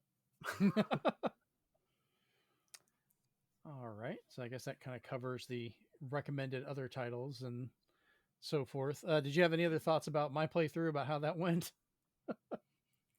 No, I think you did really well. Upon showing the Junker ID, I was still going to have you do that. Oh. But I wanted to at least have you get all the information you needed first and then get kicked out. So I had wished I was done in a different one, but I was just like, he just... It's hilarious to me. He couldn't. There was one impulse you couldn't fight, and that's okay. The game is not Shadowgate, so you can make these mistakes and kind of reset your choices by making a few moves. Right. He did get kicked out of the club. Jeremy did hit on Katrina until she said get out and lock the door, That and was he had to terrible. keep knocking until she's just like, all right, fine, come in, but don't do it ever again. Yeah. And then you lose the ability to hit on her. So there is little things that other than trying to point out some of the more deeply hidden stuff, which in Alton Plaza had you investigate the area and look around the area 30 times to get some Yeah. added scenes, both with a fortune teller and then a guy selling ramen who, as you said, his voice is really out of place. You want some soup, do you? Yeah, I was like, So, what is with the old Jewish man? so Mel Brooks is selling you ramen. Right. And that's the voice of Harry Benson doing that. So I was like, okay. So that was interesting. But yeah, no, I thought it was done well, because even the parts that I was just like, should I tell him that this will happen? No, he's gonna do it himself because he's in that mindset as Gillian. So you embodied the character perfectly by saying like, I need to investigate every single person, so they're like, stop touching me. Yeah, I definitely want to see more of this world. I like the design behind it, and now you've got me just really wanting a sequel. So sequel or a Yeah, modern port or something just to kind of expand it, because it's such I a will fun say, world. I will say, if you've got 40 minutes to spare, the radio drama is really well done. Mm-hmm. You get to hear Hideo Kojima's Little John. You get to kind of get a little bit more of Jean-Jacques Gibson's world Mm-hmm. that leads to the creation of Junker, because he's not a Junker yet. He's just detective. You do find out about other Junkers that we've never heard about Oh, in the nice. main game, which I don't know if are in Jordan. I'd have to look myself. But there are ones that also either got KIA or are vegetables, so they're not good for the team, so they're not Right. mentioned really. So you do find out about other characters, and getting to kind of even um, see some people pre-snatched is kind of nice too, because you don't know when it happens, what when he finds out, how he finds out. So it's a nice 40-minute little radio drama that you're like, oh, okay, this is neat. Like, now you're knowing what's taking place up to it, because then 4 years later, Junker gets created. Right. All right. Well, I think that about wraps up most of this, because we're hitting right around the 2 hour mark. I think we've dove into this game really well. Once again, hopefully you have played this game or watched the video series that we did over at youtube.com/ZenspathCom, where we played through Snatcher, all 3 acts and 3 different videos. If you haven't, sorry, we just spoiled the whole thing for you, but we just went We in did without warn any you. care. Yeah, we warned you. But definitely give this game a shot. It's really expensive to get a hold of a copy. It's not as bad to get a hold of a remake disc, if you can. That's if you have a working Sega CD.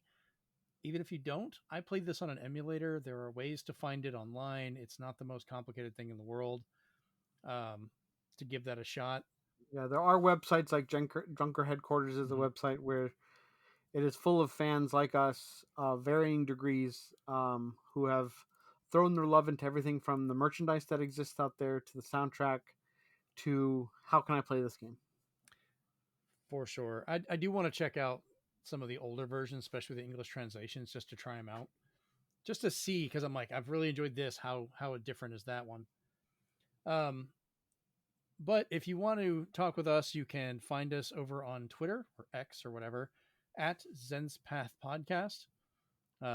You can also find us on the Discord at bit.ly/Zenspath Discord, where you can talk with Steven, myself, Chris, all the rest of the crew about Snatcher, about gaming, movies, comics, all kinds of things in general that we enjoy. You can find us on the regular show over the Zenspath Entertainment Network podcast. The video versions, once again, you can find all those at youtube.com/ZenspathCom, or you can find the audio versions of any of these over on Apple Podcast, Amazon, Libsyn, pretty much anywhere that you can get your podcasts. You can find us there by just searching for Zenspath Entertainment Network. Do us a favor, leave us comments, likes, thumbs up, leave us a review, rating, something. It helps us out a lot by getting it out there, and share it with people that you think might enjoy this as well. If you enjoyed this video, tell us your favorite part of the game, your favorite character. we will probably be marking the title as spoilers. So Yeah. feel free to talk about whatever you want in our comments, especially on our Discord. Yes, we will be here to talk about it, because I will say it may not be my favorite game of all time, but I am definitely now a fan. So with that, this has been the Extra Quarter number 30, all about Snatcher. I've been Jeremy Powers. Steven is joining me, and we're out. Peace. Where's my pizza? That's where my pizza went. Yep. She's got it.